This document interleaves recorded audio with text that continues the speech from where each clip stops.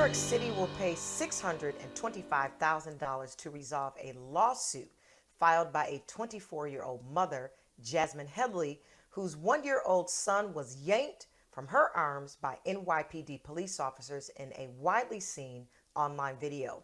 The incident took place in December of 2018 in a Brooklyn social services office where Jasmine Headley went to inquire about her child care benefits. Nia G, Onyx News correspondent, is joining us via phone. How does a trip to the benefits office turn into a situation like this? Well, unfortunately, Nietzsche, I'm not sure if you have any previous experience going into any of these social services offices, but they are always like this. Now, unfortunately, the workers are always rude. They always seem to be disgruntled, and therefore, something like this can happen. We live in a day and an age where millennials are very outspoken and very boisterous, and they don't take lightly to being disrespected or being counted as less than. So something like this is very easy to happen in today's times. She sued the city in August, alleging trauma and humiliation and seeking unspecified damages over this incident that happened in December. Um, it's interesting that something like this would happen. I read somewhere that they had her on the floor, on her back, and that it was a huge catastrophe. What was the context of the actual video that has gone viral?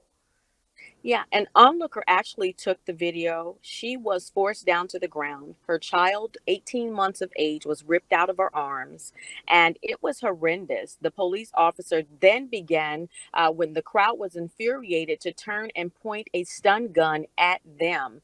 And so, of course, after the legislator and the court people saw this information, they actually were outraged as well. And that's why they offered a public apology, stating that it was horrendous, that they were very sorry, that this was Headley stated that this was the worst ordeal of her life. Now, anytime she goes into an establishment like this, it's going to be associated with who she is. Not to mention her child suffered some damages as well. Well, I guess we are grateful for the apology, and the legislation did pass something that was aimed at improving how people are treated at benefits offices and making the system more transparent. So we have that there. What are your thoughts on that? I pray that this is something that is going to change the system. Unless you've been in one of these environments, you clearly can't understand why Hitley was awarded what she was awarded, because this is the lingo, or this is normally what happens in those kind of offices. The people that work there, again, are very disgruntled. They're usually angry, and so this happens quite a bit. You have a security guard that's not necessarily trained in police tactics or the type of training that they would need in order to diffuse something that may have occurred between Hitley and a security guard. And so they take unnecessary precautions doing what they do, counting these people as being less than who they are. So I pray that this law actually helps when it goes into effect. The two guards who were initially confronted were suspended for 30 days without pay, and their union said that they were scapegoats in a public relationship ploy.